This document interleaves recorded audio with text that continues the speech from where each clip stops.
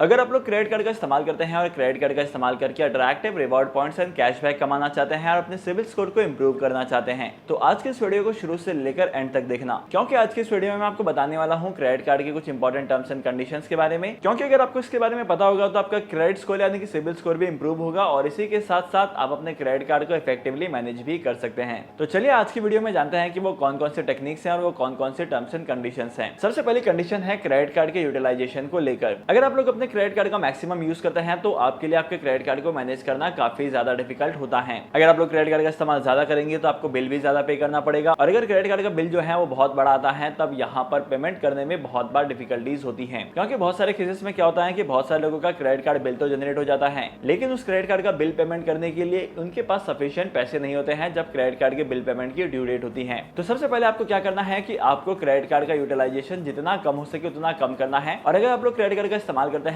तो आप लोगों को अपने क्रेडिट कार्ड की टोटल लिमिट का 30% के आसपास का ही इस्तेमाल करना है। अब ऐसा नहीं है कि 30% का इस्तेमाल करना है तो 30% का ही इस्तेमाल करना है, इससे ज्यादा का इस्तेमाल नहीं कर सकते। डेफिनेटली अगर आपके पास क्रेडिट कार्ड है तो आप अपने क्रेडिट कार्ड की टोटल लिमिट को भी एग्जॉस्ट कर सकते हैं और ओवर लिमिट की स्पेंडिंग भी कर सकते हैं। डिपेंड करता है कि आपने जिस कंपनी का क्रेडिट कार्ड लिया है उस कंपनी के प्लेटफॉर्म पर जाकर आप लोगों ने ओवर लिमिट की फैसिलिटी एक्टिवेट करवाई है कि नहीं करवाई है। लेकिन जब भी आप लोग क्रेडिट कार्ड का इस्तेमाल करेंगे तो आपको आपके क्रेडिट कार्ड की यूटिलाइजेशन रेशियो को 30% से कम रखना है और ज्यादा से ज्यादा अवॉइड करना है कि आप लोग अपने क्रेडिट कार्ड को ओवर लिमिट यूज ना करें। लेकिन अगर आप लोग क्रेडिट कार्ड का ओवर लिमिट यूज करते हैं तो ओवर लिमिट यूज करने की वजह से आपने जितने भी ओवर लिमिट ट्रांजैक्शन की हैं उसके ऊपर आपको हायर पेनल्टीज पे करनी पड़ती हैं और हायर इंटरेस्ट चार्ज किया जाता है अगर आप लोग पेमेंट को डिफॉल्ट करते हैं तो। और अगर आप लोग ट्रांजैक्शन ओवर लिमिट कर रहे हैं तो ओवर लिमिट की फीस भी चार्ज की जाती है जो कि अलग अलग बैंक्स पर डिफर करती है कि किसकी फीस कितनी ज्यादा होने वाली है। इसके अलावा सेकंड इंपॉर्टेंट चीज, जब भी आप क्रेडिट कार्ड का इस्तेमाल करेंगे तो क्रेडिट कार्ड का बिल जो है वो आपको ड्यू डेट से पहले भरना है। आपको हमेशा ये कोशिश करनी है कि क्रेडिट कार्ड के बिल का पेमेंट करने के टाइम पर आपको 7 डेज पहले पेमेंट करनी है ड्यू डेट के।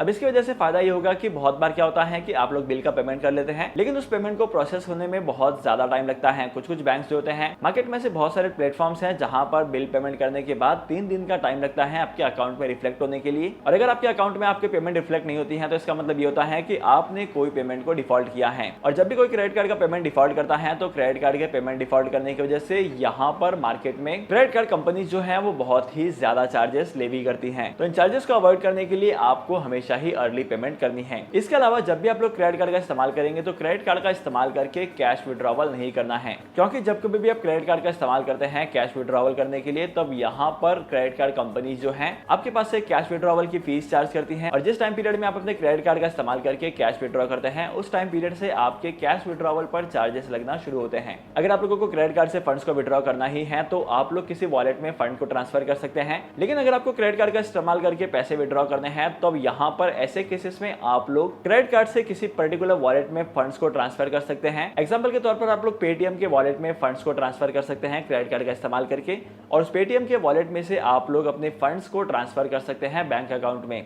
ऐसे ही मार्केट में कुछ कंपनीज हैं जो वॉलेट की सर्विसेज प्रोवाइड करती हैं, मतलब कि आप लोग वॉलेट में क्रेडिट कार्ड का इस्तेमाल करके फंड्स लोड कर सकते हैं और उन फंड्स को ट्रांसफर कर सकते हैं आपके बैंक अकाउंट में और उस अकाउंट में जब पैसे ट्रांसफर हो जाते हैं तब आप डेबिट कार्ड का इस्तेमाल करके उन्हें विड्रॉ कर सकते हैं। इसके अलावा क्रेडिट कार्ड का इस्तेमाल आपको मल्टीपल टाइम पीरियड में नहीं करना है, मतलब आपके जो क्रेडिट कार्ड का इस्तेमाल करने की फ्रीक्वेंसी है उसे कम से कम रखनी है। क्योंकि जितना ज्यादा हम लोग क्रेडिट कार्ड इस्तेमाल करेंगे उतना ही ज्यादा हम लोगों को क्रेडिट कार्ड इस्तेमाल करने की हैबिट पड़ेगी और ऐसा करने की वजह से हम लोग क्रेडिट कार्ड पर डिपेंड होते जाएंगे और क्रेडिट कार्ड का इस्तेमाल करने की वजह से हमारे क्रेडिट कार्ड के जो बिल्स हैं वो काफी ज्यादा आने लगेंगे। और बहुत सारे केसेस में देखा गया है कि जब क्रेडिट कार्ड के बिल ज्यादा आते हैं तो मेजोरिटी केसेस में जो लोग होते हैं उनके फाइनेंसिस को मैनेज करना उनके लिए काफी ज्यादा डिफिकल्ट हो जाता है। क्योंकि एक तरफ पैसों की शॉर्टेज होने लगती है और पैसों की शॉर्टेज होने के बाद में अगर आप लोग पेमेंट नहीं कर पाते हैं तो यहाँ पर आपको चार्जेस भी पे करने पड़ सकते हैं। तो ओवरऑल अगर आप लोग क्रेडिट कार्ड का इस्तेमाल एक पर्टिकुलर लिमिट तक ही करते हैं तो ये आपके लिए फायदे का सौदा होता है। लेकिन अगर आप लोग क्रेडिट कार्ड का इस्तेमाल आंख बंद करके करेंगे तो ऐसे केसेस में आपको लॉसेस ही फेस करने पड़ेंगे। आई होप कि आज के इस वीडियो का कंटेंट आपको वैल्यूएबल लगा होगा। अगर आपको आज के इस वीडियो का कंटेंट वैल्यूएबल लगा है तो इस वीडियो को लाइक करना, शेयर करना और मैं आपको मिलूंगा अगली वीडियो में नए टॉपिक के साथ, एक इंटरेस्टिंग टॉपिक के साथ।